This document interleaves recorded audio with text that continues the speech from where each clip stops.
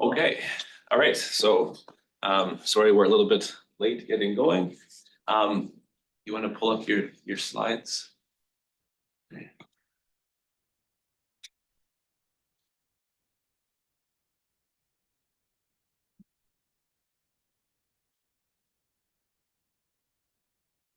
Okay, so we're really thrilled to have Zhaiming Shen here today from Georgia Tech. His research interests are in machine learning, in particular in graph-based learning and semi-supervised and both unsupervised learning, and also approximation theory and applications of this to deep learning. Yes. Okay, you have to go view. You go view and then slideshow or enter full screen. Okay. So today he's going to talk to us about graph-based semi-supervised local clustering via least squares and compressive sensing. So please take it away. Okay, yeah, thank you very much for the introduction and the invitation, Jeff. It's great to see many of you here. So the research problem we are interested in here is graph-based learning and especially clustering, and we're focusing on the problem is called local clustering, meaning that you're mostly just interested in finding a local cluster within a large graph. So here is the outline of the talk. Mainly I'll be talking about two different approaches. One is the local clustering by least squares, and the other is the local clustering by compressed sensing. And also I'll mention a little bit about our approach's connection to the Poisson learning, which is one of the work Jeff has been working on as well, and also will be personal current and future research. Okay, so yeah, as we all know that graph data. You can click, if you click more and then click hide floating media controls.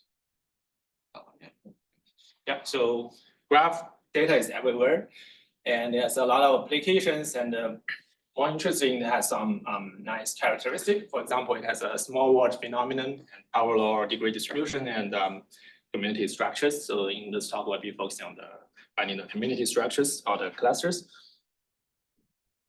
And for like data sets, if it's not presented as a graph, then we can find it studied by finding the k nearest neighbor graph. And we can apply the graph clustering technique. There are some traditional clustering methods such as spectral clustering, k-means, hierarchical clustering, and density-based clustering. So there are some disadvantage of these methods. For example, they're not very scalable, and also it can only work for certain data shape densities, and it does not work well for data in high dimension. So for our scope, we are interested in this called a local clustering, meaning that we are only interested in finding a small scale structure within a large background graph. So for example, in this toy example, imagine you're the node number 1, then you'll only be interested in finding those nodes, like those all the green nodes, which are your friends, and you can play karate with, and you don't really care about who is in the other group. So for another example, if you're arriving in a new community, you try to make some new friends, then you're only interested in finding those people that you're close with, and you just don't really care about who are the other people. So that's what we mean, like the motivation of local clustering. Sorry, there's someone in the Q&A box. Can we turn off the camera? Because I guess it's this document camera that's on. So can you just turn off your video maybe? Yeah. Just turn off. Yeah, that should be good then. Okay, thanks.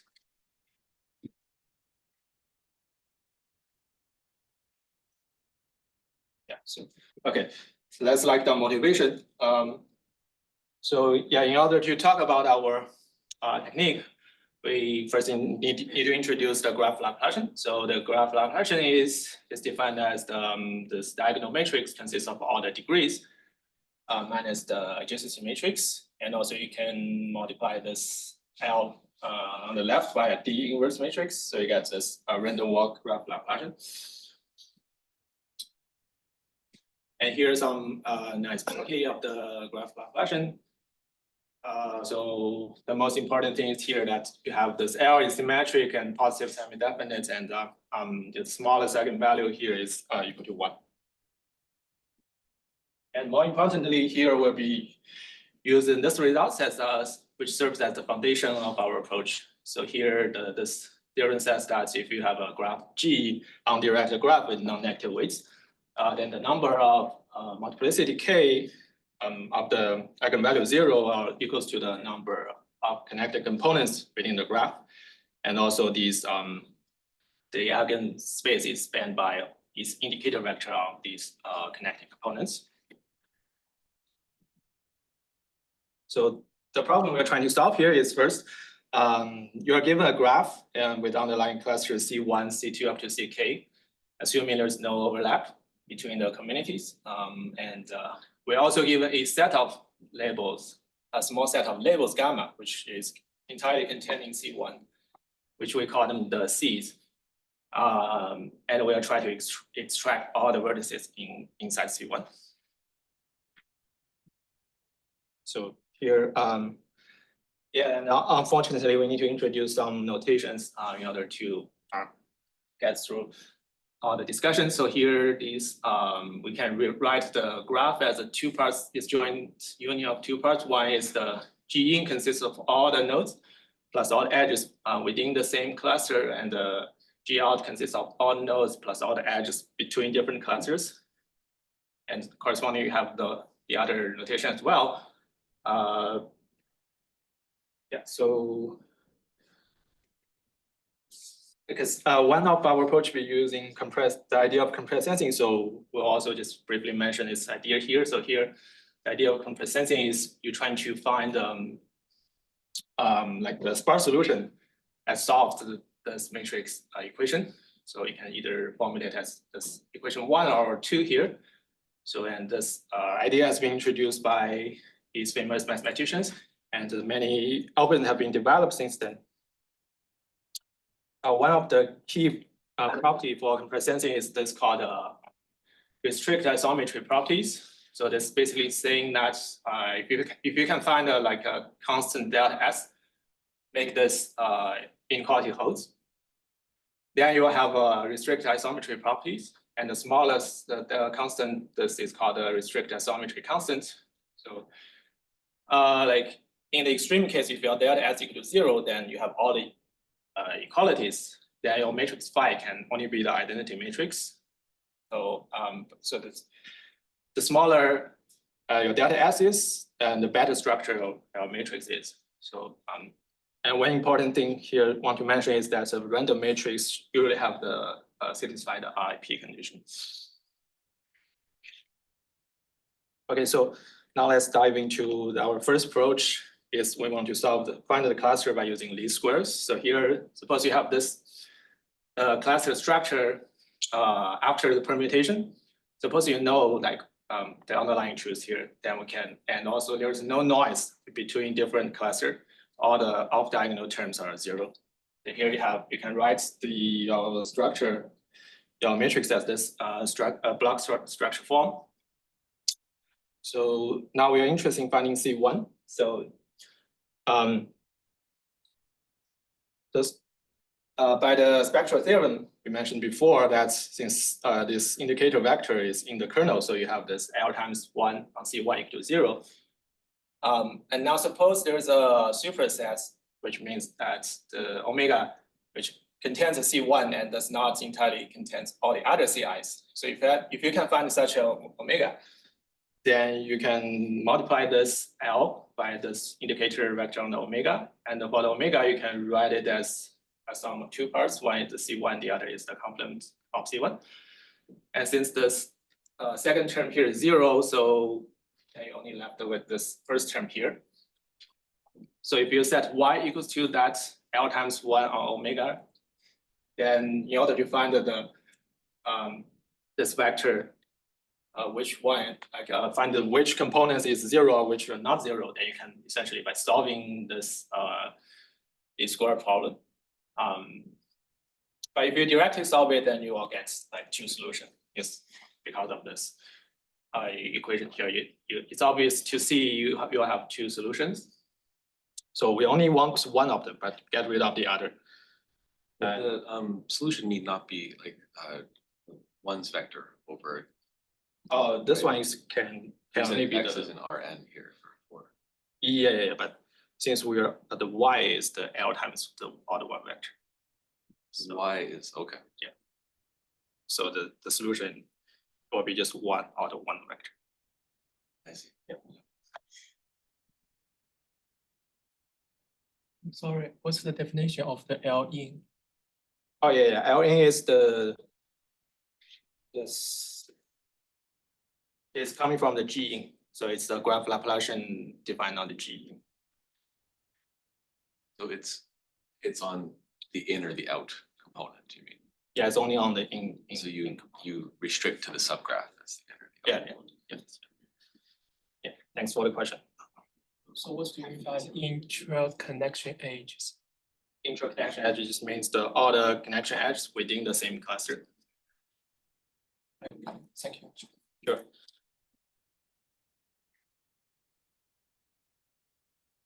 Okay, so yeah, so we said that there'll be two solutions. So you can actually rewrite this a little bit to have this formulation, which this one is exactly the same as this. So as before, we'll have two solutions, and we want to keep the second one and not the first one, because the second one it contains information that which component is 0 and which component is 1. So we can use that as a criteria to determine which nodes belongs to the cluster C1. So the way we can do this is we find a column indices set T, make sure it belongs to omega, and we remove it from our matrix L. And after this removal, you will only get the second solution, but not the first solution. So the first one is no longer a solution anymore. The second one is still the solution. This is entirely just because of the structure of the matrix. So, and this also has a unique solution because it's a least square problem, and this matrix is a full rank. So, what this gives us the first algorithm. So here, to summarize, we first can give an adjacent matrix.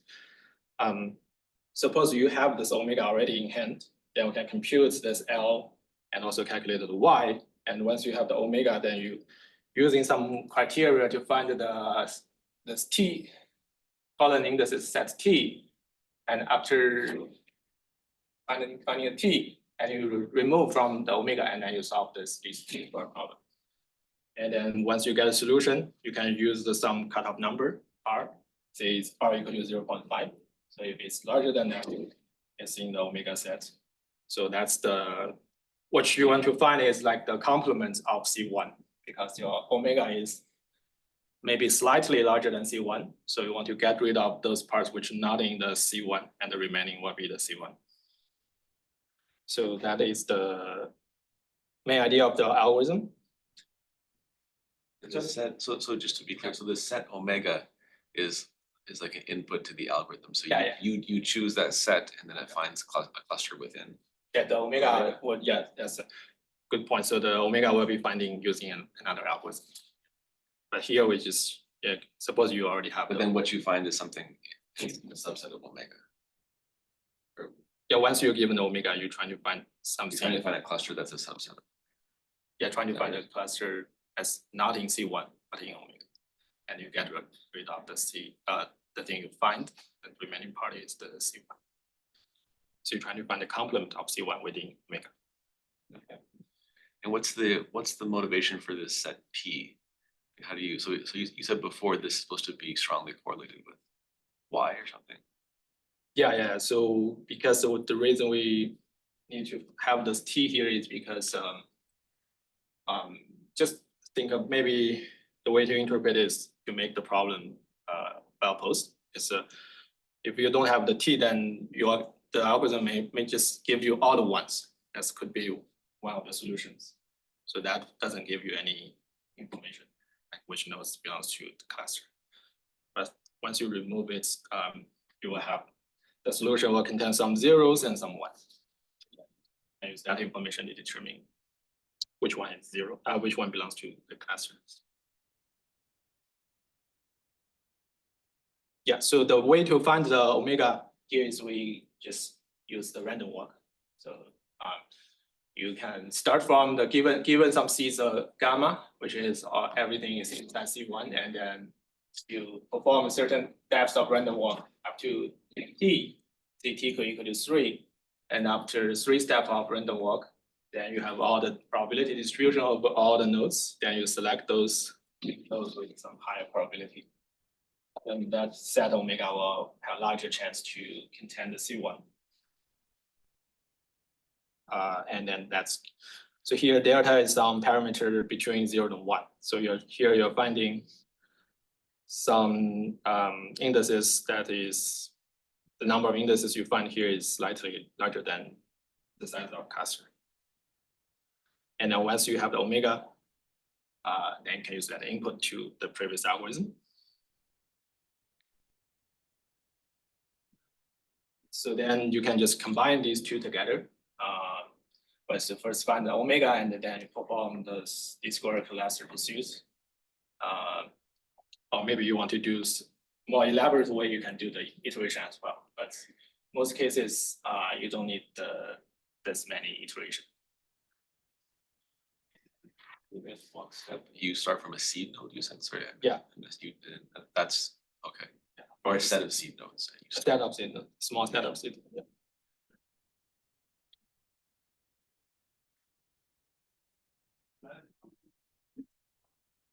So for the next, you may wonder like, so what we have seen so far is the graph without noise. If you have, in reality, you may have graph has some noise in it, then how good your solution can be.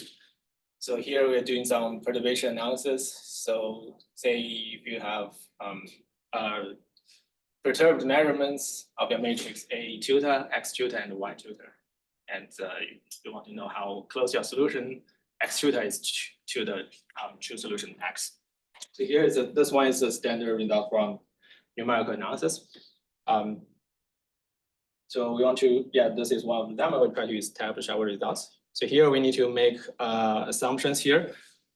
So we certainly need some condition on the set of T. We don't want it to be too large or too small, and also on omega as well. So here, under some mild assumption, that we can show that this condition number is bounded, and then also since we're using the least square problem, we're solving the least square problem. So here, so once the condition number is bounded, then we can use this lemma here to derive some reasonable bounds here. Also, we're assuming that this the difference between L and Ln. So L minus Ln is just all the entries on the off diagonal terms. And we're assuming that this epsilon here, epsilon I is relatively small, and we can show that this M is less than or equal to 2 times the epsilon maximum of the epsilon. So with that, we can under some mild assumption, we can show that your output solution X sharp is relative error to the true solution X star is bound by this on the magnitude of epsilon max. And since we're interested in the clustering problem, so we want to translate this small relative error on the solution to the small relative error on the index. So here is this, what this lemma is saying is that if you have if you have some error bounded this by D, which is the solution, you can think about this as the true solution and this as the output solution. So if they're close to each other, then their corresponding index should also not far away from each other. So their symmetric difference is bounded by this D square over some constant. And okay, and then once you have this lemma, then you can make this small relative error on the solution, make it to the small relative error on the symmetric difference, which is what we want. So they can show that you have a very high probability to get the exact cluster you want. So that's like the first. Oh yeah, and then further you can just apply this idea iteratively. So you can so what we have seen so far is just finding one cluster, but you can find all the cluster iteratively by sequentially applying this idea. So if you find one cluster, you can remove it from the graph and then do the second one. So you can apply this iteratively. Yeah, that's the idea of our first approach. Or maybe I take a pause here to see if any questions so far. Just in terms of your theory, what is the epsilon max? Like this is the error estimate. Where Oh, epsilon max is this is just defined as the maximum epsilon, and epsilon I is all the outer epsilon is the out degree over the total degree. total degree. Yeah. So then, in some sense, if that epsilon I is small, it means that this is like a good graph cut or something. Yeah. There are very few out degree edges. And the probability, where does that come into play? It says something about with high probability. Oh, this one? Yeah, this is, I think, when we are doing the proof, we are. Yeah, in this theorem, what is the randomness in that? I think this one is, yeah, not too different from the previous theorem there. It's just saying that I think we in the proof we somehow use some probability argument, so that's we turns out right in this way. But is it like is the choice of the seeds random or something? Or what is Oh, what is random in the algorithm? That means I think it's coming from the random walk part. I thought the random walk part, you're just measuring the probability of a random walker. Yeah, that's right. That's just kind of like heat content on the graph. Right. So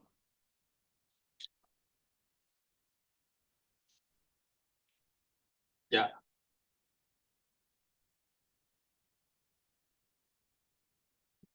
Probably I forgot which part is involved in this probability argument. Okay.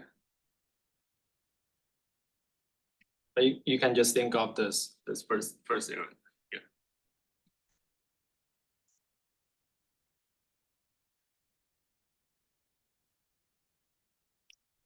Okay, so here's like the second approach.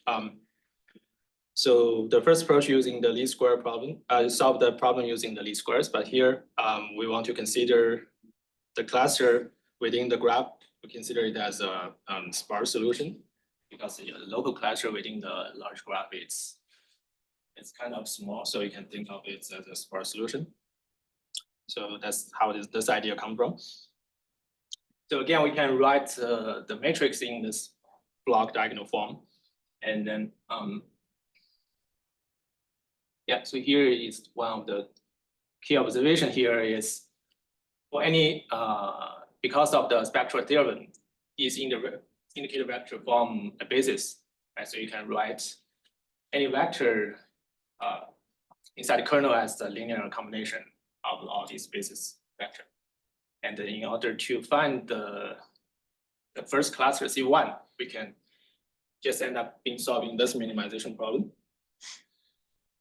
That's because if you assume C1 has the smallest nodes, and C1 also will satisfy this equality here, and since it's smallest, the size of C1 is the smallest, and it will minimize the zero norm. And we also make sure the W cannot be zero, because otherwise you get W equal to all zeros. That's not what you want. And further, if you have a prior knowledge on the first node, say you know the first node is belong to C1, then you can slightly modify the formulation into this. And then in this case, then you don't need to assume the C1 as to be the smallest cluster, and you will automatically get all the cluster in C1. I think this has some similar idea going from Laplace learning to Python learning. So, well, let's maybe take a look at one concrete example here. So suppose your like a graph has all the block has 3 vertices, and you assume that your first nodes belong to the first cluster. So then you can, in this formulation 10 here, if you know your first nodes belongs to the first cluster, then you can subtract both sides of the first column, subtract the first column of this equation here from both sides. Then you get some negative of the first column here. So then your matrix size will get 1 column smaller. Then essentially you are solving this problem.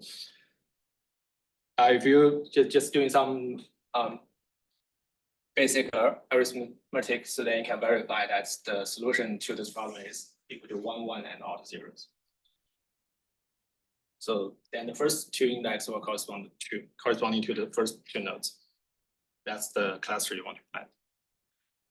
So this is like the idea why this comparison thing can work.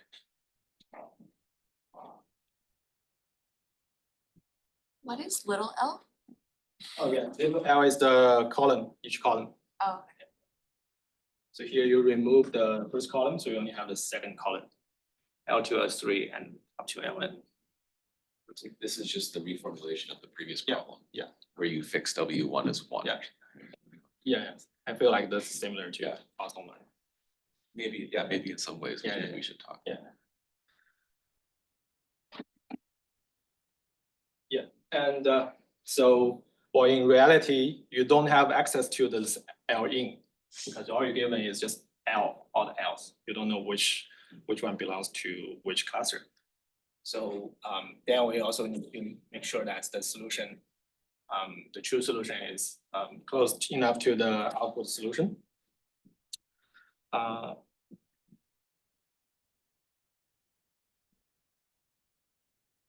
Yeah, so of course, in reality, if you have a very large graph, then just knowing one node is maybe not enough. You need to know more in order to get some stable solution here. So here, if we can find a way to remove more than just one column, so similar idea from before, we can remove a set of columns T in some smart way, and then we remove those columns, make sure that all the columns belongs to C1. Then we can solve this same problem as before. This time we use some comparison algorithm. So in our algorithm, we are using the sparse subspace pursuit, which is one of the greedy algorithm.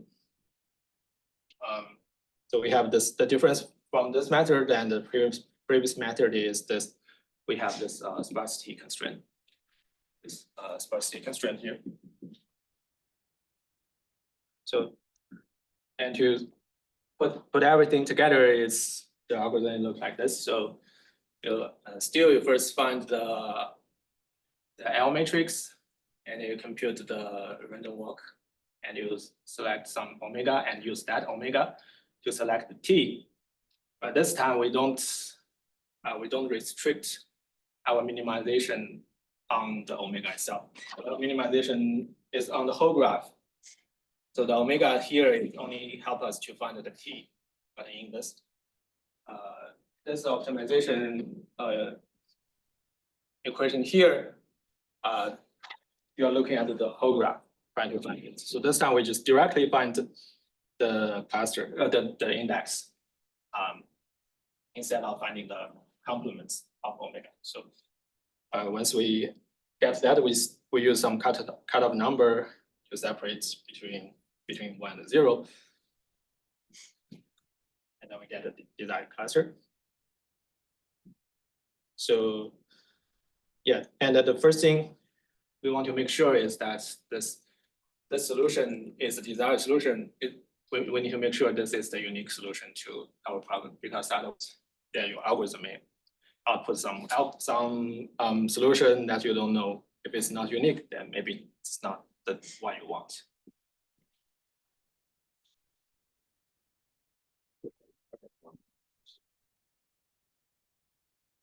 Okay, I'm not sure if I should go through the proof, but maybe I will just first skip the proof. So the proof here is basically just basically apply some linear algebra argument.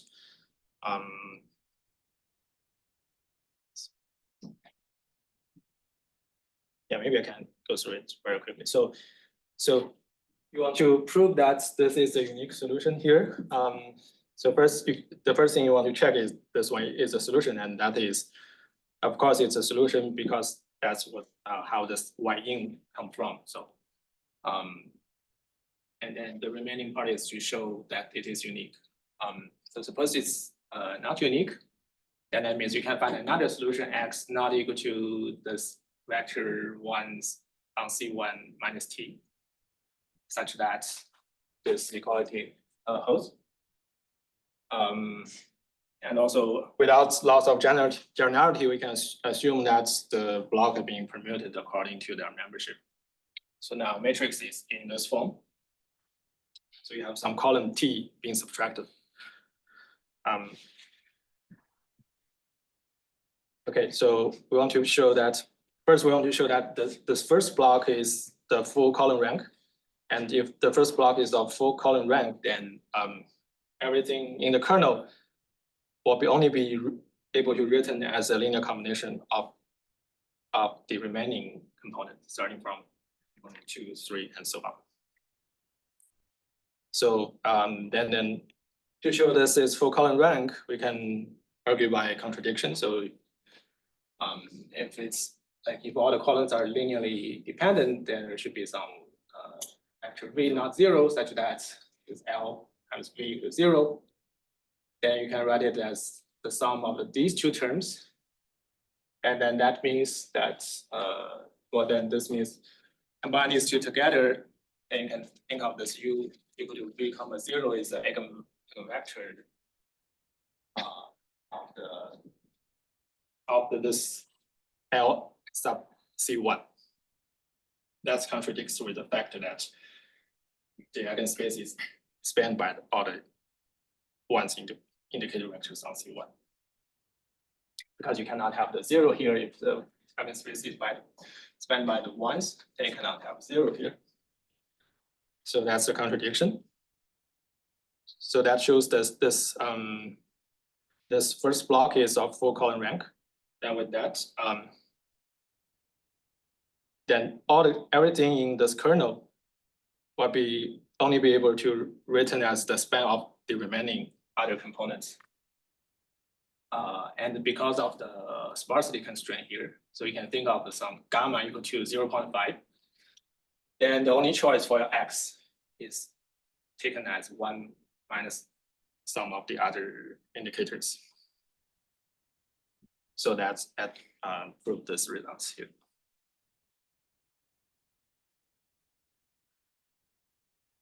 And yeah, so once we make sure that the data is the unique solution, then we can do some perturbation analysis. So here we need to assume more here.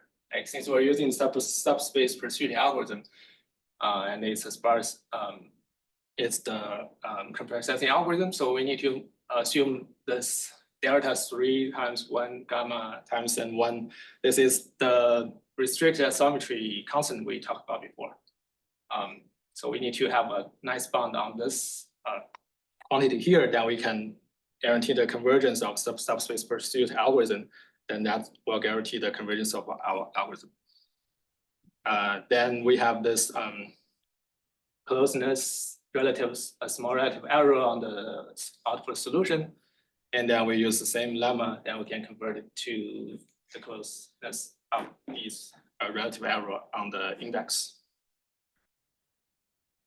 So that proves guarantees the correctness of our algorithm. Yeah, I also want to briefly mention about this connection to the Poisson learning. So here,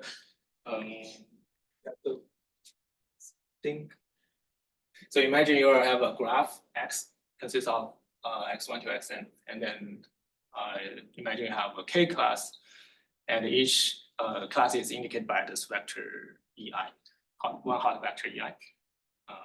And you're given some labels from 1 to m, and assume m is much smaller than n. So you want to extend all these labels to the rest of the graph. So here you can think of this as a Laplace equation on graph. So these are the given labels, and then trying to extend it to the other labels here. So the problem with the Laplace learning here is that, so when you solve this Laplace equation on graph, you can think of it as you start from any random nodes in the graph, and then you perform some random walk. And until you hit some nodes at given the label, and then you stop. But if you are given very small label ratio nodes, then it may take a much longer, very long time that you hit the nodes that you are given.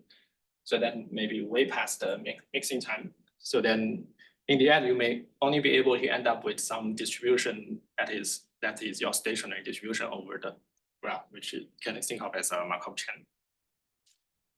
So that's the problem with Laplace learning. So here, but people also propose this partial learning. So Jeff proposed this partial learning with his collaborator. So the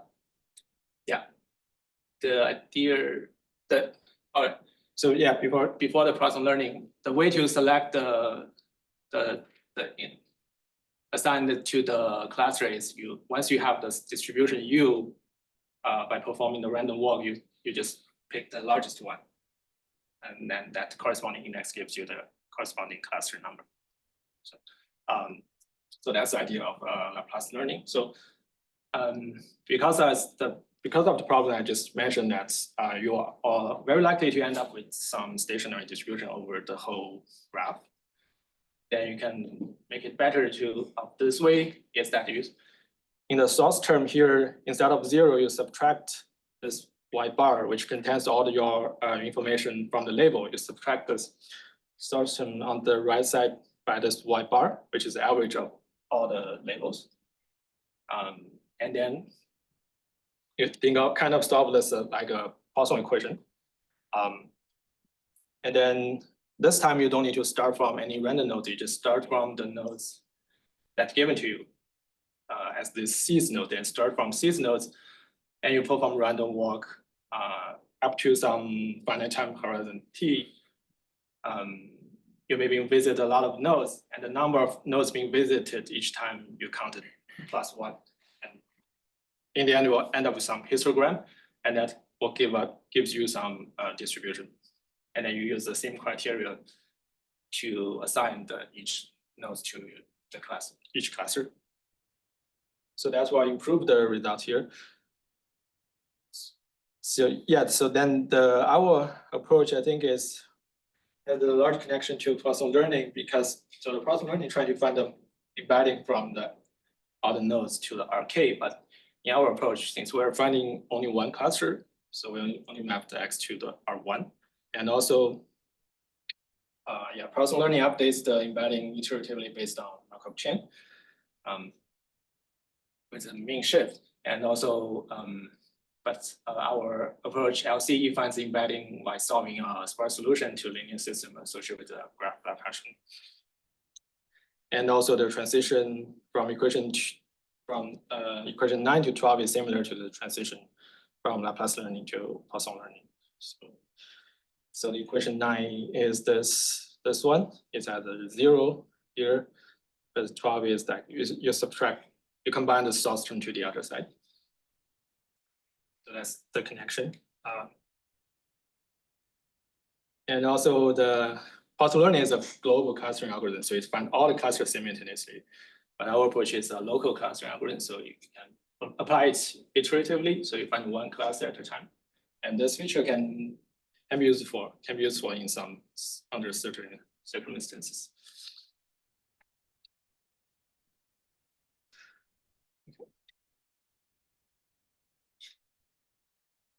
15 minutes.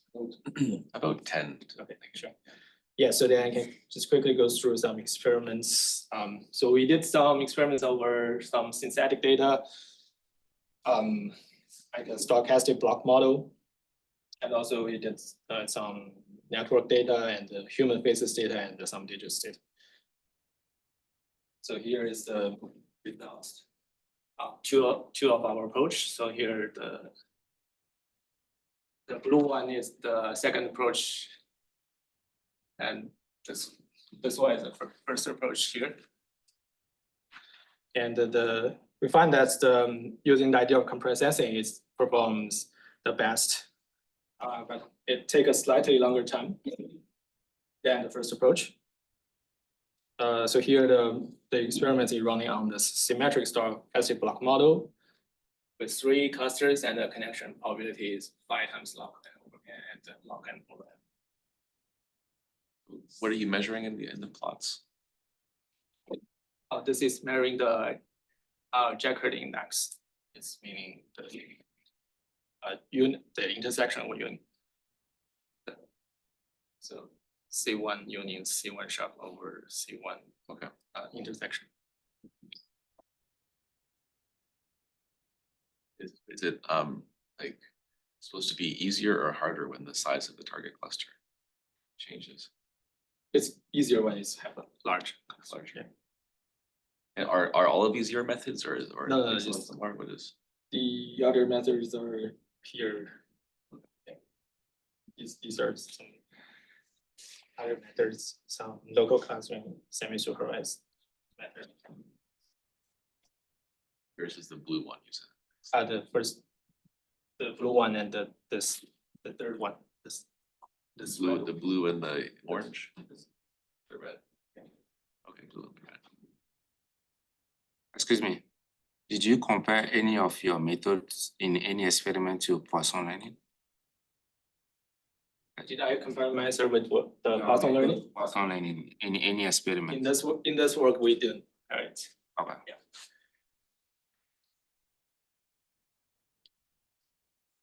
That's what we're trying to do the next. Yeah, when we are doing this, we're not realizing the Poisson learning. You're not using labeled data here at all. This is just clustering. Oh, we do use the label. You do We use labeled data? five seeds. Yeah. We use the 5 seeds as a label data. Okay, but it's still a little bit different than what we did because you're not using data from all the different classes. It's just from one cluster essentially. Yeah, you're right, because we're only interested in finding one cluster. Yeah. But in the other example, we need to use all the cluster. I mean, in MNC data, you have the label, right, for Yeah, every- yeah. Okay. Yeah, if we want to measure all the cluster, then we need to use the data from all the cluster. And the choice of P and Q here for like this log n over n kind of thing, this is like close to the threshold to connect the graph or something. Maybe just one of the experiments we found has the best performance, so we just take this out. I'm not sure if it's. But isn't it like why this choice for P? We don't want it to be too dense or too sparse. Yeah, that's kind of something in between. And we also tested on some geometric shape data. So you have the circular data and the moon shape data and the banded data. So we can also achieve some nice clustering results. And also for human faces, you can think of it as each human face you can think of as a nodes. After you vectorize it, it's just a vector in the Euclidean space. Then you can construct a KNN graph. And after you have the graph, they can perform the clustering algorithm. So that's what the result we getting here. So this, yeah, these two are our approach, and this is the spectral clustering. It's a label ratio here. Yeah, 10, 20, 30. What that mean? So you have 10 people, so 10% means given one image as a seed. Yeah. So we have 30 present mean you get 3 images, each cluster as your label, as your seeds. But you do it cluster by cluster, so I Yeah. understand you'll take like one cluster. Yeah. And take one seed and see what cluster your algorithm predicts. Yeah. And then how do you measure accuracy of that? We just actually, I think this one we simultaneously just perform for all the clusters. So yeah, I think just perform the first class and then perform second class, perform third class, and overall you take the average.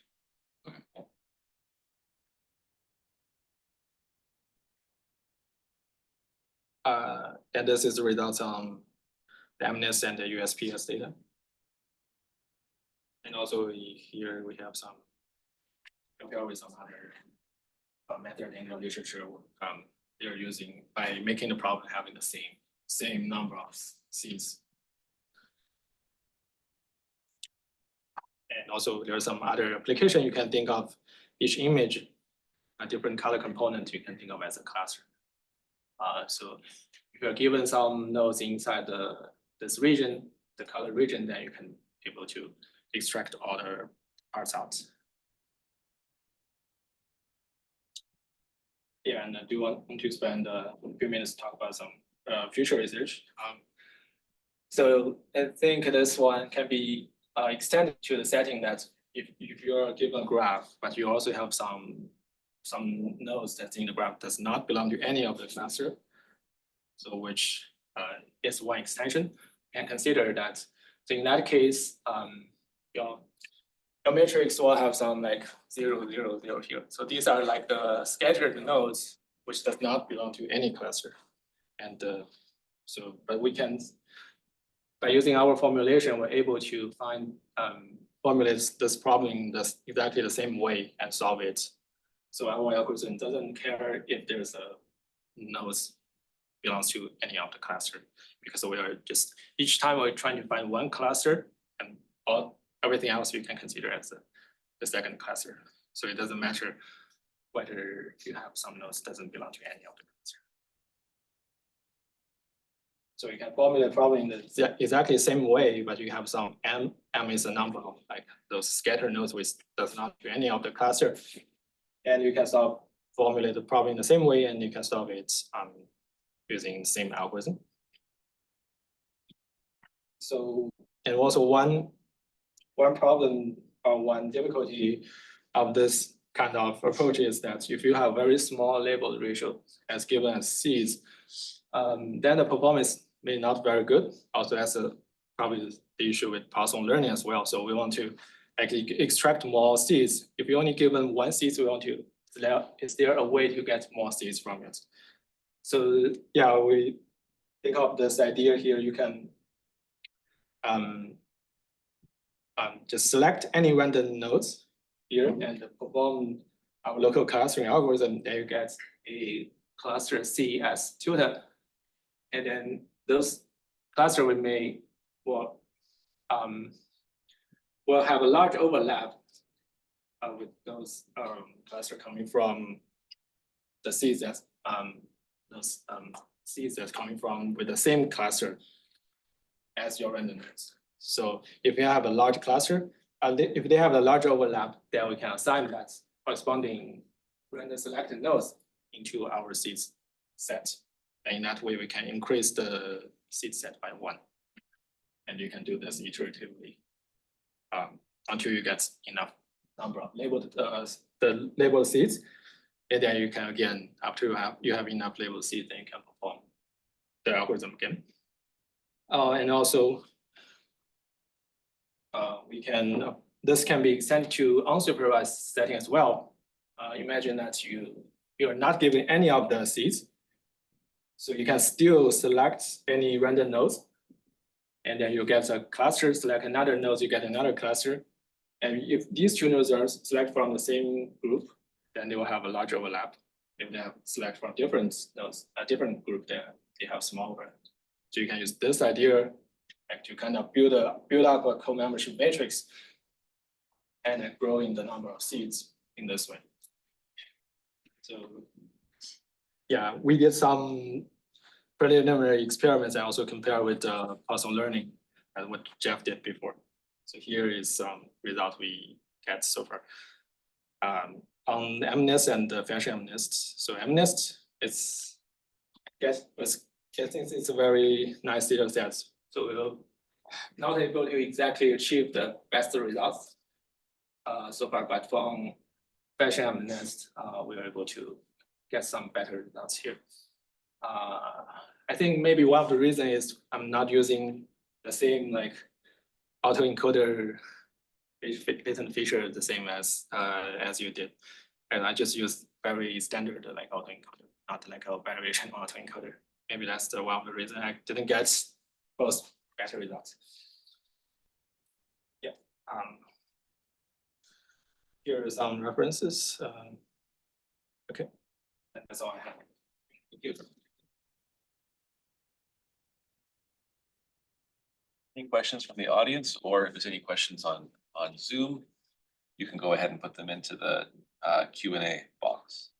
Yeah, I have a question. Jen, very nice talk. So I have a question regarding your experiment on that stochastic block model. So because I'm kind of more familiar with the community detection problems for SVM, and I'm just wondering, do you might have any comments about how your clustering algorithm differ from like some existing community detection algorithm on stochastic block model? Because I think this threshold, like log n over n by setting p equal to some constant multiply with log n over n is also some kind of threshold, meaning that if your p or and q satisfy those kind of conditions, then those existing community detection algorithms, they can achieve like exact recovery. So I'm just wondering, like is there any like difference, like your clustering algorithm differ with the existing one? Yeah, And, that's all right. So the key difference here is, I guess all the clustering algorithm you're talking about is they are trying to find all the cluster at the same time. So here our approach is is a local clustering approach. So it's find only one cluster, but you can apply it iteratively find all the cluster as well. So here, we are making assumption, like we are not directly making assumptions for stochastic block model. We're not directly making assumption on the P and the Qs in order to guarantee our approach. So we are just directly, because in order to apply our algorithm, we need to make sure the convergence of the subspace pursuit algorithm, which is the main subroutine we're using here. So we have to assume a nice delta, which is the restricted isometry constant there. So then I'm not sure how this translates this constant to the condition on the stochastic block model. As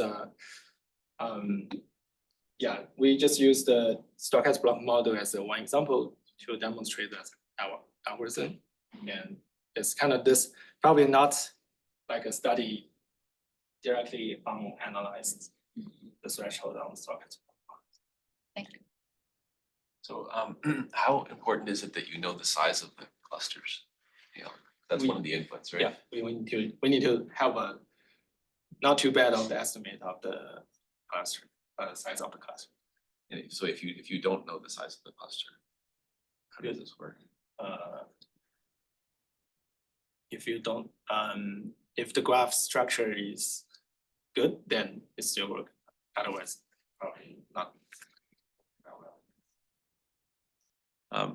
The other thing that came to mind is like one of your motivations for some of the choice of that subset T, I think that you chose in the algorithm, is that you wanted the ones, like the constant ones vector, not to be a solution. And of course, this is the kind of thing that comes up like in spectral clustering and so on, right? It's like when you want the ones vector not to be a solution, you often minimize over vectors that are orthogonal to the ones vector. Yeah. Right. That's like the other sort of more standard way to get around having the ones vector be your solution. Does that not work in this setting, or like why do you take a different route here? Okay. I guess I didn't. The idea. I just want to like find a quick way, like if you can make some modification of get rid of those ones. So I just directly like randomly thinking, remove some columns, and then it turns out it works. But maybe the way you mentioned it also probably cannot work.